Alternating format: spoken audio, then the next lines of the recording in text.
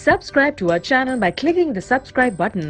Click the bell button and enjoy the latest uploads from our channel.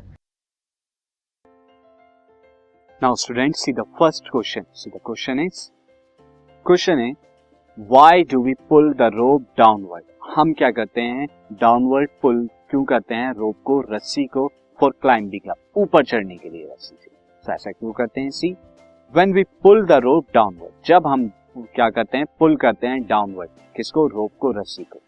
Then an upward reaction help us to rise up. तो क्या करता है? रोप हमें upward reaction देता है और हम ऊपर की तरफ जाते हैं. किस तरह से मैकेनिज्म होता है देखते हैं. हम अपने हाथ से क्या करते हैं? नीचे की तरफ इस रोप को पुल करते हैं और बदले में क्या करेगी? ये रोप जो है रिएक्शन फोर्स की वजह से हमें ऊपर की तरफ जो है पुश करेगी और इसकी वजह से हमें क्या मिलती है? ऊपर जाने के लिए हेल्प मिलती है और हम क्या करते हैं? ऊपर क्लाइंब कर सकते हैं.